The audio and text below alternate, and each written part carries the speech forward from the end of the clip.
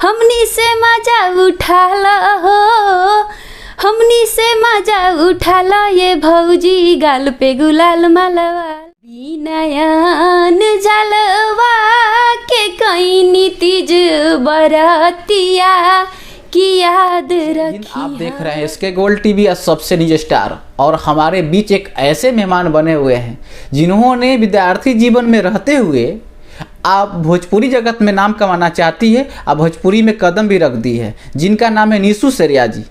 तो सीधे हम इनसे बात करते हैं और जानने की हम कोशिश करते हैं कि आप विद्यार्थी जीवन में होते हुए आप संगीत दुनिया में आपकी रुझान कहाँ से आई। तो आपको स्वागत है दोनों चैनल में। सबसे पहले तो मैं इसके गोल्ड टीवी को धन्यवाद देना चाहूँगी कि आप इंटरव्यू लेने आए, और सबसे तेज न्यूज को भी मेरे तरफ से शुक्रिया। निशु जी, पहले आप बतलाएंगे आपका क्वालिफिकेशन क्या है? मेरा क्वालिफिकेशन, हम पटना में 5 साल से रह रहे हैं। अच्छा। और ग्रेजुएशन मैं कर चुकी हूँ पटना कॉलेज, मगध यूनिवर्सिटी तो आप लोग जानते ही है। जी। और उसके बाद मैं पटना कॉलेज से ही बीएड कर रही हूँ टीचिंग ट्रेनिंग के लिए। अच्छा, बीएड कर रही हैं। उसके साथ मेरा हॉबी था सिंगिंग करना। अच्छा। तो मैं सिंगिंग भी कर रही हूँ। आप पटना में है तो अपने फैमिली के साथ है कि आप अकेला है? नहीं, हम फैमिली के साथ नहीं है, क्योंकि पापा का गांव पे बिजनेस है, मम्मी को वहाँ रहना पड़ता है, और भाई एक है तो लंदन में रहते हैं, वहाँ पे एमबीए कर रहे हैं। आप कहीं ना कहीं देखा जाए तो आपने कलाकारी की दुनिया में बात की जाए तो आप यानी कि बालिकावस्था से आपने शुरुआत किया गाना गाने का। आप जाएंगे किशोरावस्था में। तो श्रोता आपसे क्या उम्मीद रखेगी कलाकारी की दुनिया में? कलाकारी की दुनिया में श्रोता हमसे यही उम्मीद रखेगी, क्योंकि मैं अच्छा कंटेंट देंगी, मतलब बुझी समझी लड़की हूँ, पढ़ रही हूँ, तो मेरे माध्यम से जो भी सॉन्ग जाएगा मैं चाहूँगी कि कुछ कहानी के थ्रू मतलब अच्छे बात दूँ, कंटेंट दूँ, मतलब अश्लीलता मैं नहीं लाऊं। जाहिर सी बात है, पढ़े लिखे आप एक सिंगर है, गायिका है, तो आप शब्दों को देखेंगे, परखेंगे, खंडन करेंगे, विश्लेषण करेंगे, तब जाकर गाएंगे गाना उना। हाँ। तो हम चाहेंगे कि आपका सबसे फेमस कोई गाना हो, पॉपुलर गाना हो, एक आध दो शब्द कम से कम गा देंगे। मेरा फेमस गाना पिछला बार होली में हिट हुआ था। अच्छा। जो कि गाना था गा देते हैं। पहले बतलाइए अभी तक कितना कर चुके हैं प्रोजेक्ट? मेरा 20 से 25 प्रोजेक्ट हो चुका है। अच्छा। उसमें से सबसे हिट गाना सुनाएंगे? सबसे हिट गाना तो वही होली का हुआ था। एक आध दो शब्द उसमें का।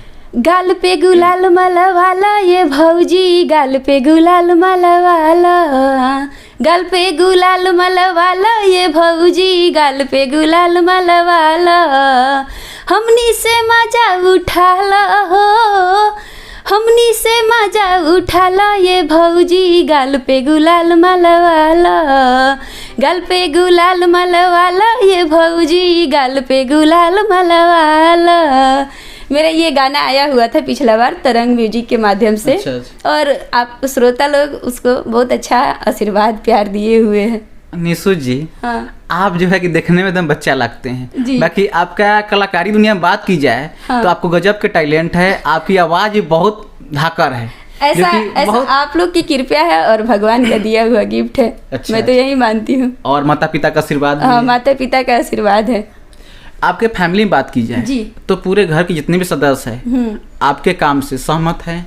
हाँ, पापा पूरा सपोर्टिव है। हम जब आए थे पटना में तो यहाँ पे सिंगिंग मतलब कि है ना कि कहीं कहीं घर में सब सिखाते रहते हैं, और चंडीगढ़ यूनिवर्सिटी हुआ, कोलकाता यूनिवर्सिटी हुआ, बनारसी यूनिवर्सिटी हुआ, उसे एग्जाम देते हैं। अच्छा। 5 साल के 6 साल का कोर्स होता है। मैं भी करने लगी। पापा हारमोनियम लाए, जबरदस्ती बोले तुम सीखो, सीखना नहीं चाहते थे। यानी कि पिताजी के बहुत बड़ा इसमें हाथ है। हाँ, उनको बहुत शौक है। कोई भी एल्बम आता है उनके पास शेयर करते हो, एक एल्बम को 10 बार सुनते हैं। अच्छा, चलिए आप पिताजी के हम धन्यवाद करते हैं कि आप अपने बेटी के लिए आप इतना काम कर रहे हैं। हाँ। तो अपने पिताजी के लिए कुछ क्या कहेंगे, कहना होगा तब? हम अपने पापा के लिए यही बोलेंगे कि मतलब कि हर एक लड़की को सुनते हैं कि घर से टर्चर होता है, तुम बाहर मत जाओ, ये मत करो, वो मत करो, लेकिन मेरे पापा जी अलग टाइप के आदमी है। बहुत लकी है निशु जी। बहुत लकी है हम, बहुत लकी, बहुत अलग टाइप के आदमी है। वो हमको उल्टा बोलते हैं, तुम बाहर जाके खुद से अपना काम करो, ये करो, वो नहीं करो। पिताजी आपको बहुत हेल्प कर रहे हैं। निशु जी बतलाइए, आपको फैमिली पूरा सपोर्टेड है, प्रमोट करते हैं, बाकी आने वाले समय में आप कलाकारी में बनाएंगे करियर कि अपने एजुकेशन सिस्टम? अभी तो मेरा दोनों बैलेंस में चल रहा है। हाँ, तो मैं भगवान से कामना करूंगी कि दोनों बैलेंस में चले, और आज मैं आप लोग से कामना करती हूँ कि प्लीज मेरा दोनों बैलेंस में चले, ताकि मैं शिक्षा के माध्यम से भी मतलब छोटे छोटे बच्चों को बाद में पढ़ा सकूं, क्योंकि मैं टीचिंग ट्रेनिंग कर रही हूँ। निशु जी बाद में जाके बनने वाले हैं भविष्य निर्माणकार। एक शिक्षक का कर्तव्य होता है भविष्य को बनाना और बच्चे लोग के उज्जवल भविष्य में पूरा फुल सपोर्ट करना। तो निशु जी आपसे मेरा एक सवाल रहेगा। जी बोलिए। आप पढ़ी लिखी गई क्या है? जी। तमाम ऐसे टीचर जो हैं उनको ग्रामर का स्पेलिंग भी नहीं आता है, हाँ। कोचिंग का स्पेलिंग नहीं आता है, ना साइंस का स्पेलिंग आता है। हाँ। बाकी मैं आपसे करवा में सवाल पूछूंगा। जी। कोई दिक्कत? नहीं कोई दिक्कत नहीं है।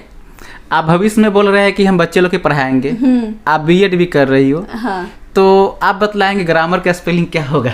GRAMMAR। और ABCD में कितने अक्षर? 26 होते हैं, उसका काउंट भी बोलिएगा कि जे कितना पे होता है, आई कितना पे होता है, उसका हम नंबरिंग भी बता देंगे। ABCD में कितने होते हैं? 26 होते हैं। 26 नहीं होते। हाँ। आप बच्चे को जब पढ़ाएंगे हाँ। तो उनको क्या कहेंगे लिखने के लिए? ए से लेके जेड तक बोलेंगे लिखने के लिए कि ABCD बोलेंगे लिखने के लिए? ए से जेड तक बोलेंगे अल्फाबेटिकल, तो ए से जेड बाकी तक। अधिकांश टीचर जो है बोलते हैं कि ABCD लिखो। बाकी ABCD के मतलब हो गया ए से लेके डी तक लिखेगा ABCD। आप बच्चे के बोलिए कि ए से लेके जेड तक लिखिए। कहीं ना कहीं गांव घर के टीचर भी गलती कर देते हैं। हाँ करते हैं। ABCD में 4 अक्षर, ए से लेके जेड तक में 26 लेटर्स। क्या? तो जाहिर सी बात है निशु जी गांव घर से आते हैं और अच्छे अच्छे टीचर जो है ना पूछते हैं कि कितने होते हैं अक्षर ABCD में, तो बोलते हैं 26, बाकी होते हैं 4। ए से लेके जेड तक में कितने अक्षर? ए से लेके 26 लेटर्स 26 होते हैं ना? हाँ। निशु जी बहुत अच्छी है और मुझे उम्मीद है कि बाद में दोनों फील्ड में नाम रोशन करेगी या माता पिता के भी सिर ऊंचा करवाएगी।